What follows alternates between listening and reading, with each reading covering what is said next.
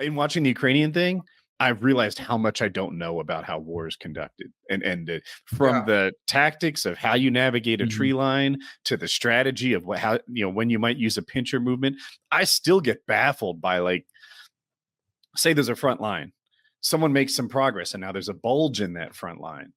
Why is that bulge good for me? Because I feel surrounded, right? And then on the other hand, when they make the bulge, they are surrounded. I get very lost as to who has the advantage. Like I know the basics, like high ground is good, but it has shined a spotlight on how little I know about how to conduct a war. And that's what he wants to know. And it also, like, to me, it shows how impressive like ancient warfare was and how they had to communicate. Like, look how difficult communication is in a modern war with walkie-talkies and radio and like instant things. Imagine like tens of thousands of people on horseback or on foot, and the advanced relaying of information you'd have to do, the anticipating of what moves you were having to do because you can't wait until real time to respond. Like, it made me think about that. And it was like, goddamn, like there's a reason Alexander the Great is still looked at like that, because he didn't just win with numbers. He defeated people with way more numbers all the time because he was so good at that. I've been watching, there's a miniseries on Netflix about, I think it's like 16th century Japan. And this leader who was like a minor leader in the smallest province, who conquered 95% of the island of Japan with his armies. And those armies would be like 40,000 versus 40,000 samurai. And this guy was really innovative. It's been a cool show. The first thing he did, he was like, we need peasants. Fuck all these like highborn, like this and that. Arm the peasants. They're with us. They'll fight for everything. If they win, they're going somewhere in life. They'll fight harder than a rich man.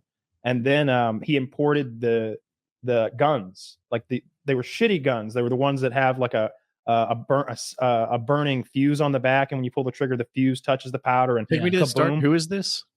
He was a Japanese warlord who conquered all of Japan in the 1500s. And so he set up these barricades with like spikes on the front, and you'd have like 3 or 4 riflemen in each one, and 3 or 4 bowmen in each one, and then 3 or 4 spearmen at each one. So the riflemen would be shooting, and when they're reloading, the bows are covering them. And if anybody gets too close, the spear guys stick them. And all the enemies are trying to ride on horseback, and they can't run them over because they're behind the big spiky shields. And they just slaughtered like huge amounts. There would be 4,000 versus 4,000, and 1,200 of the enemy would die, which is apparently a huge number. They talked about presenting him with 5,000 heads at one point. It was it's been fun. I always there's so much ritual suicide back.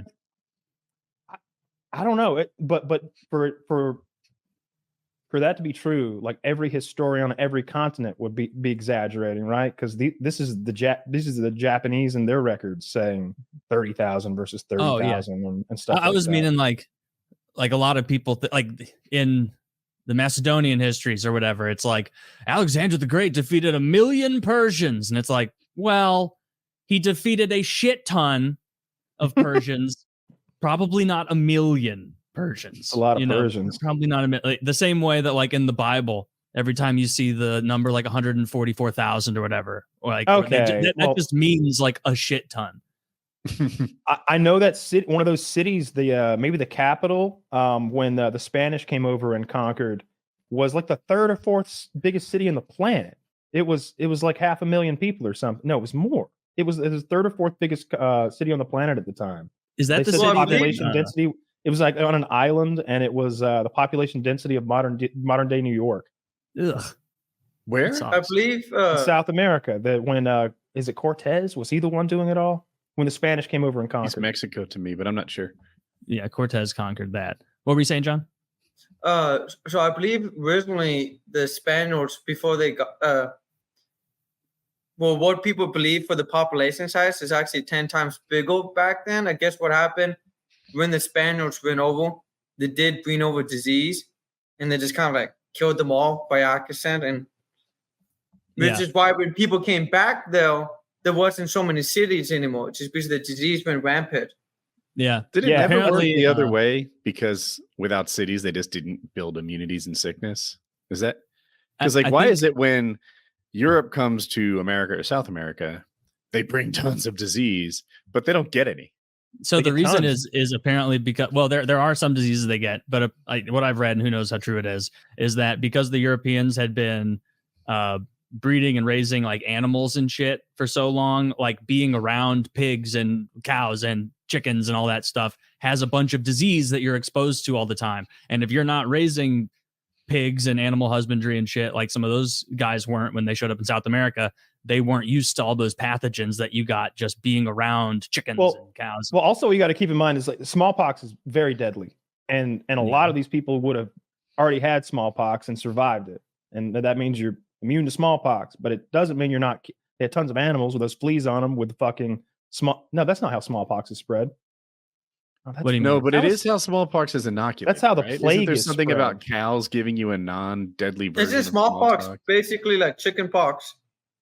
Yeah, it's just like way more severe. Yeah, and it's scarring. Like I think they I remember think that's watching, what it was. It was smallpox for South America. There's a couple of documentaries that talks about that.